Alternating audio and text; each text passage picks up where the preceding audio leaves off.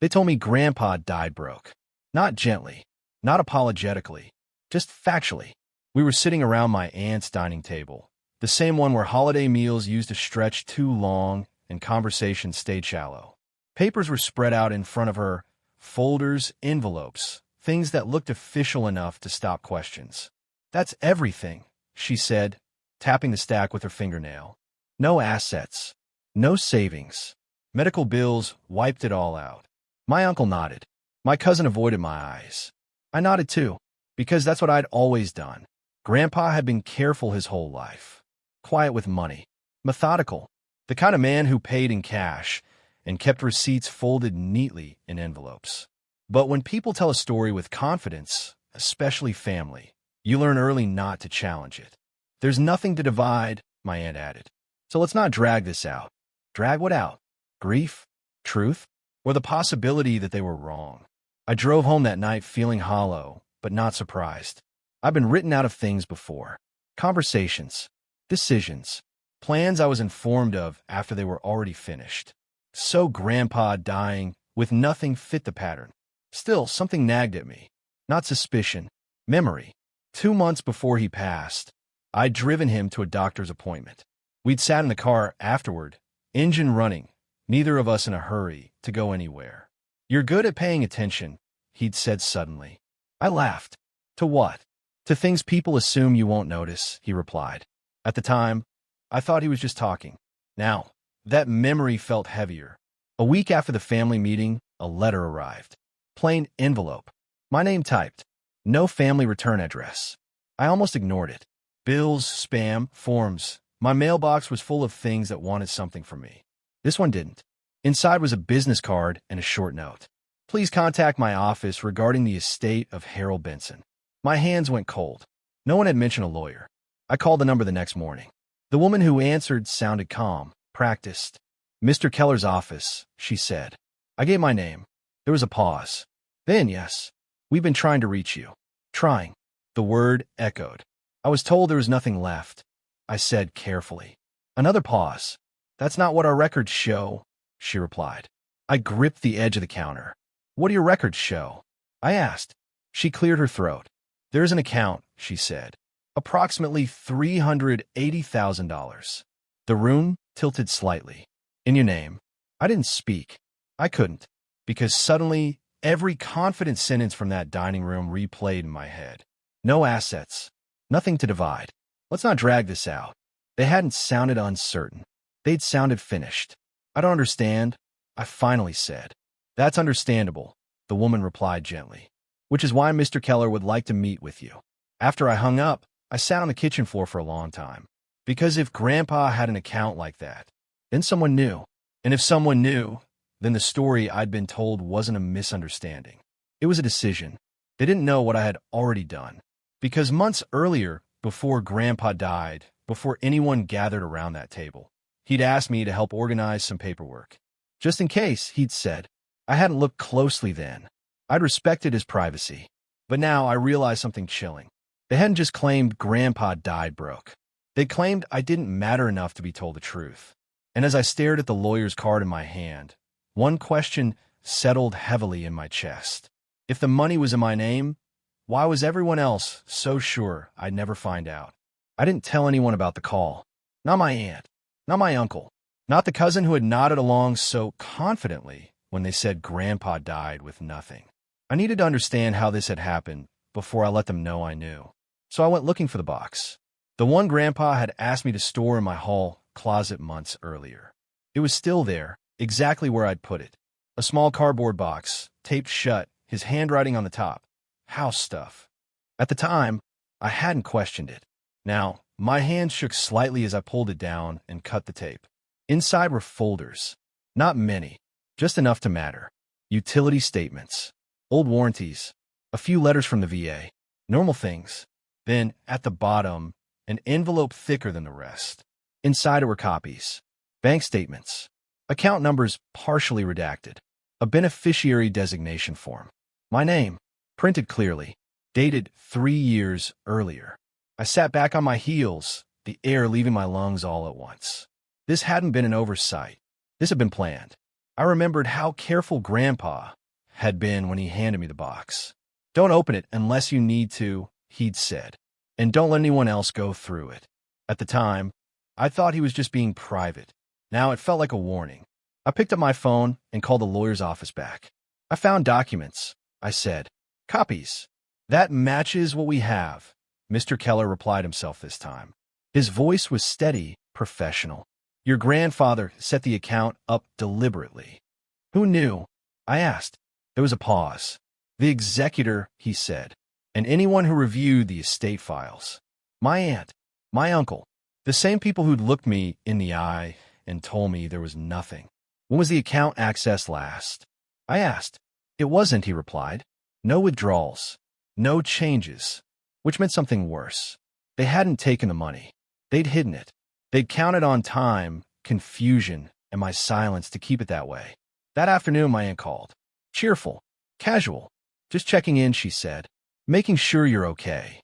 The timing was too perfect. "I'm fine," I replied. She hesitated. "Good. We're hoping to wrap everything up soon." Wrap, as if it were already finished. "By the way," I added lightly, "who handled Grandpa's banking?" Her voice tightened just a fraction. "Oh, we all pitched in." I almost laughed. "Did a lawyer review everything?" I asked. "Yes," she said quickly. "Of course." I thanked her and hung up, because now I knew exactly what she was afraid of. The meeting with Mr. Keller was scheduled for the following morning. His office was quiet, orderly, the kind of place where stories are reduced to facts. He slid a folder across the desk. Inside was the full picture. The account. The beneficiary form. The date Grandpa had made the change. "You were very clear," he said. "He wanted this handled privately." "Why wasn't I contacted sooner?" I asked. "We attempted," he replied. "But the executor insisted there were no other beneficiaries." "No other." As if I hadn't existed.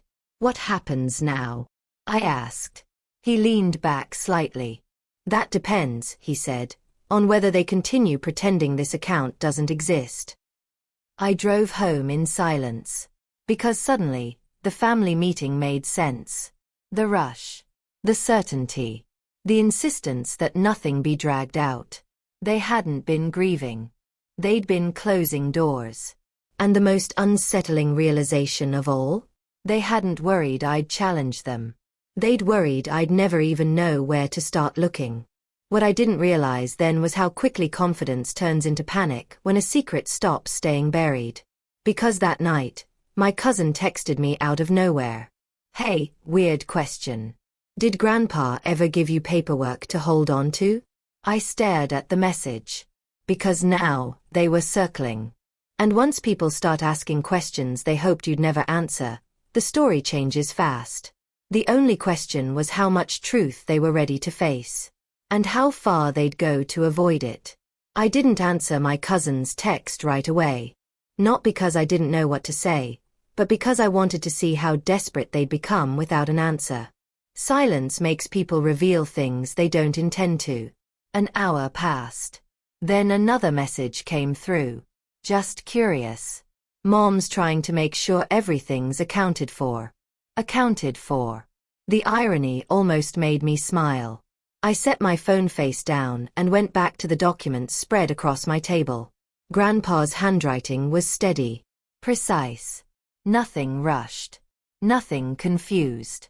This wasn't the decision of a man losing his grip. This was the decision of someone who knew exactly who he trusted. And it wasn't them. I finally replied with one sentence. "Why do you ask?" The typing bubble appeared immediately. Disappeared. Appeared again. "No reason," my cousin wrote. "Just checking." That told me everything. The next morning, I met Mr. Keller again. This time, he didn't sugarcoat anything. The executor filed a statement claiming the estate was insolvent, he said. That was false. False. Not mistaken. Not incomplete. False. What does that mean? I asked. "It means intent matters now," he replied. "And intent doesn't look good for them." He explained the timeline. The account had been disclosed to the executor. The beneficiary form had been signed and filed. The funds had been deliberately excluded from probate. Why? I asked. He looked at me carefully. Because once an account like this is acknowledged, he said, control is lost. Control. That word again. They hadn't stolen from me.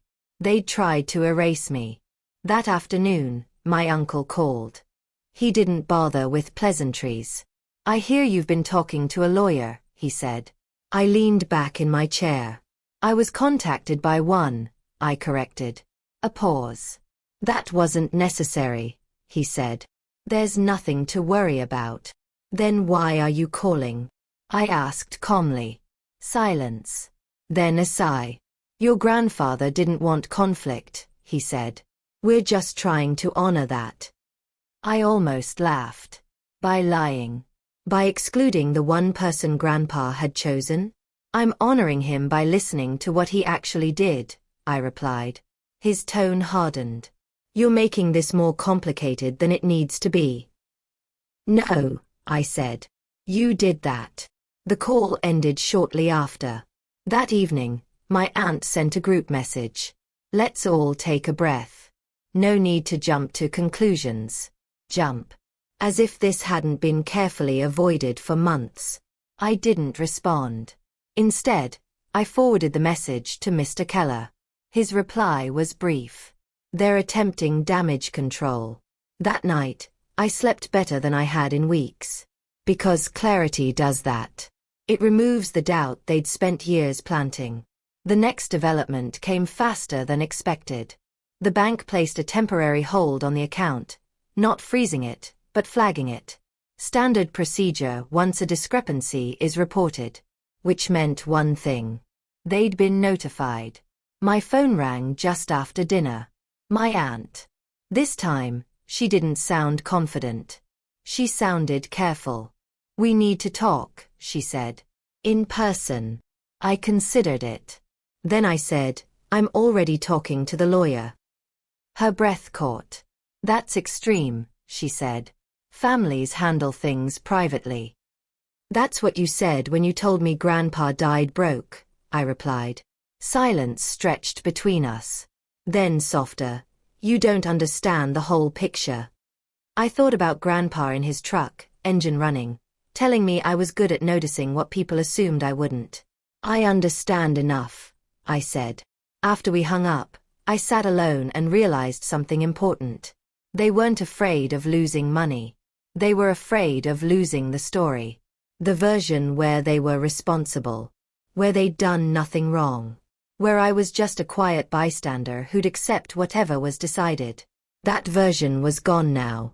And what replaces it is never gentle. Because once someone realizes you're no longer confused, they have to decide whether to admit the truth. Or fight to keep it buried. And judging by the way my phone wouldn't stop buzzing, I already knew which one they'd choose. They wanted to meet. Not with the lawyer. Not formally. Just family. My aunt said it would be better face to face. My uncle agreed. My cousin stayed quiet, which told me more than anything else. I agreed on one condition. It would be in a public place. They didn't like that. But they accepted it. We met at a small cafe near the courthouse. Neutral ground whether they realized it or not. They arrived together, sitting across from me like this was an intervention. My aunt spoke first. We're worried about you, she said. I nodded politely. We think you're being misled, my uncle added. By people who don't understand our family. I almost smiled. Which part don't they understand? I asked. The part where lying was easier than explaining. My aunt leaned forward. Your grandfather was confused toward the end, she said gently. You know that. I met her eyes. The documents were signed 3 years ago, I replied. He was driving. Managing his own finances. Her mouth tightened. That doesn't mean he understood everything. I took a breath. He understood enough to put the account in my name, I said. My cousin finally spoke. He didn't mean to hurt anyone, she said. I don't think he did, I replied. But someone else did. The table went quiet. Then my uncle tried a different angle. We just didn't want this to tear the family apart, he said. Money does that. I leaned back slightly. Lies do that, I corrected. My aunt's tone sharpened. You don't need this money, she said. We all know that. There it was again. Need. As if it determined truth. This isn't about need, I said calmly. It's about what he chose. She shook her head. You're being stubborn. No, I said. I'm being accurate. That's when she lost patience. You always thought you were smarter than everyone else, she snapped. I felt a strange calm settle in. This wasn't new. You're right, I said.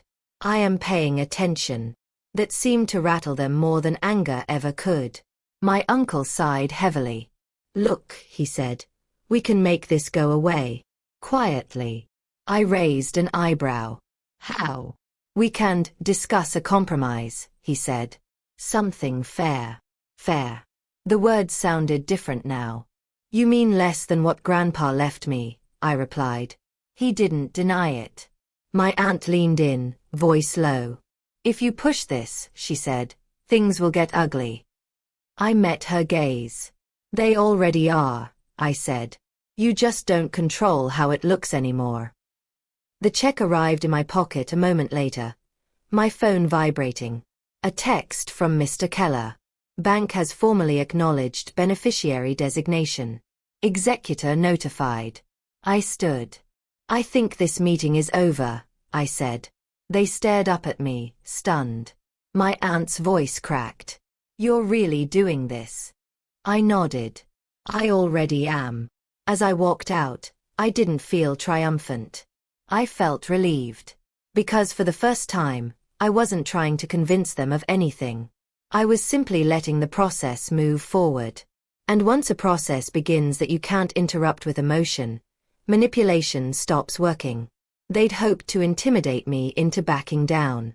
Instead, they'd confirmed everything the lawyer had warned me about.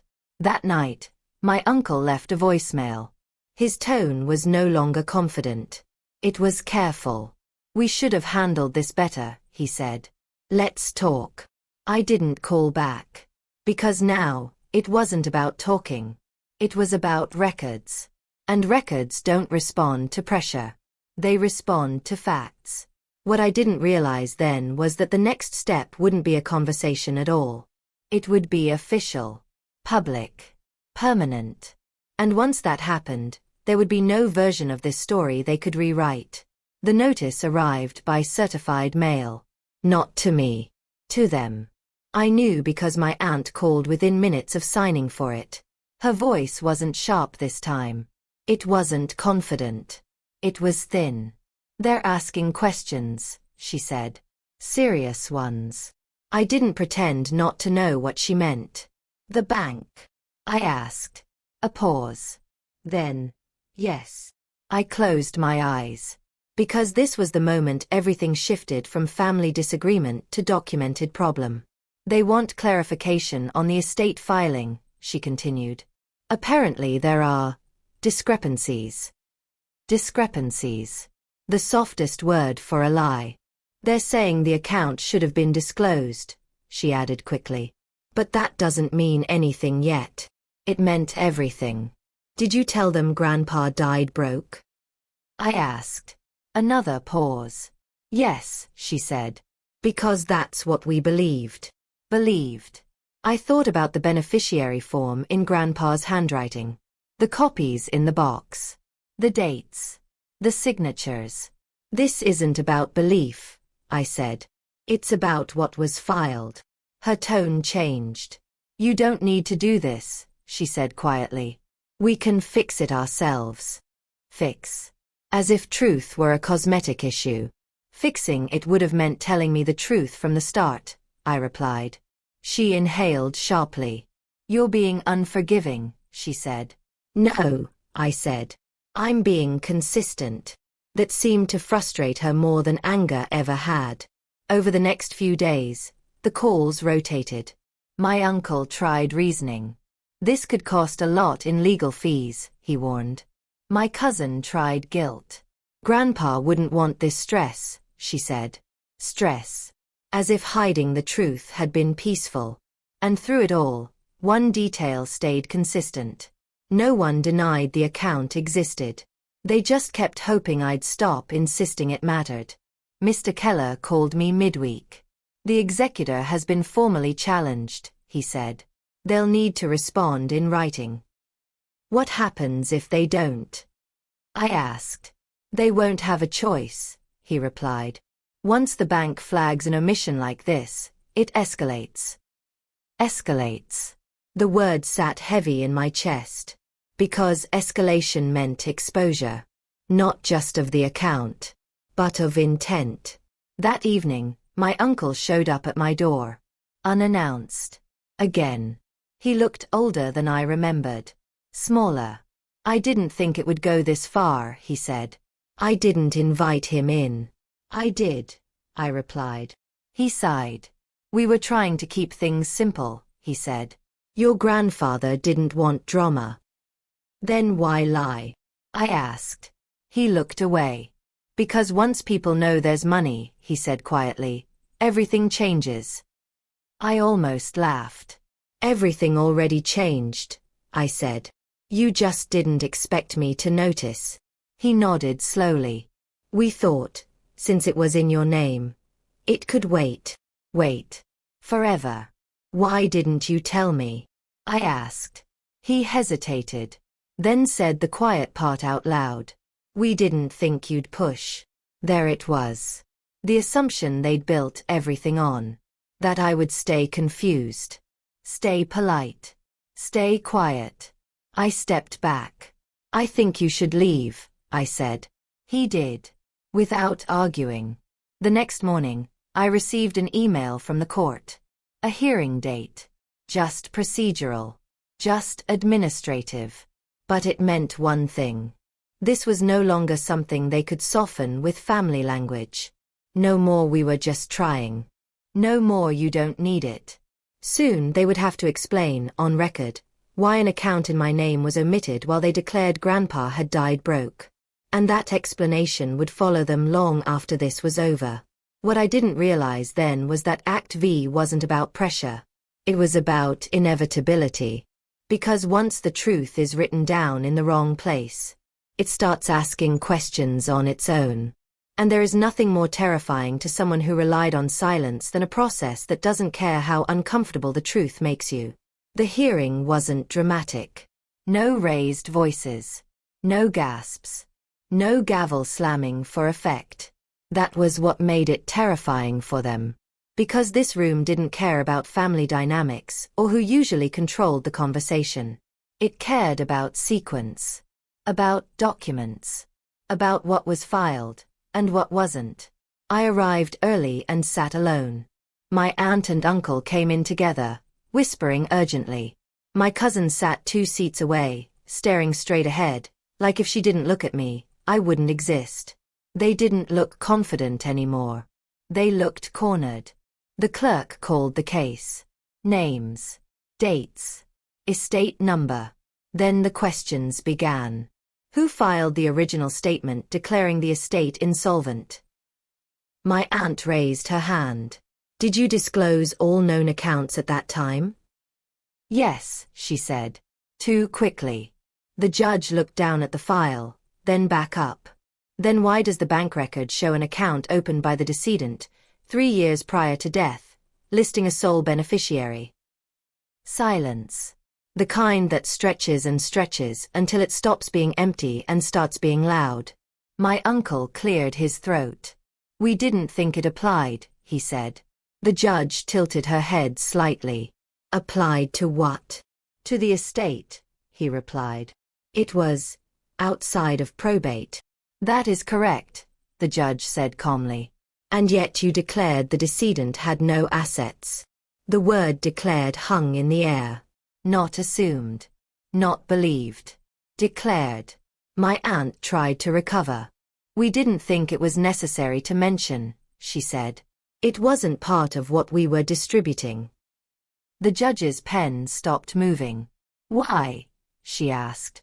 No one answered. Because there is no good answer to that question. Mr. Keller spoke next, his voice steady.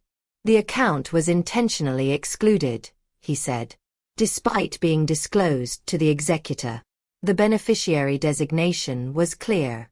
The executor chose not to notify the beneficiary. The judge turned to me. Did you have any knowledge of this account prior to being contacted by counsel? No, I replied. And were you ever informed the estate was insolvent? Yes, I said. Explicitly. My aunt shifted in her seat. The judge nodded slowly. That is a material misrepresentation, she said. Material. Not emotional. Not personal. Legal. The room felt colder after that. My cousin spoke then, unexpectedly. We were just trying to avoid conflict, she said quickly. Grandpa didn't want fighting. The judge looked at her kindly, but firmly. Conflict does not arise from truth, she said. It arises from concealment. That sentence landed like a verdict. The judge explained the findings. The executor failed in their duty.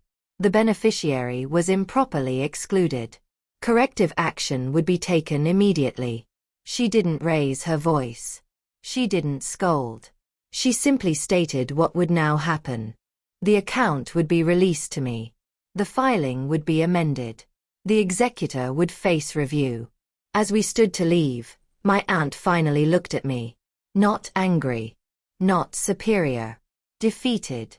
I didn't think it would end like this, she said quietly. I met her gaze. Neither did Grandpa, I replied. Outside, the air felt sharp and clean. Like the first breath after being underwater too long. Mr. Keller walked beside me to the steps. This part is over, he said. What comes next is just paperwork. I nodded. Because the truth had already done its work. Behind us, I could hear my family speaking in low, urgent tones. Not about Grandpa. Not about me. About consequences. And for the first time, those consequences didn't belong to me. What I didn't realize then was that the hardest part wasn't winning. It was what came after. The silence. The space where their version of me used to live. Because once you stop being the person they can lie around, you become something else entirely. And that realization would follow them long after the money was settled. The transfer didn't come with a ceremony. No call.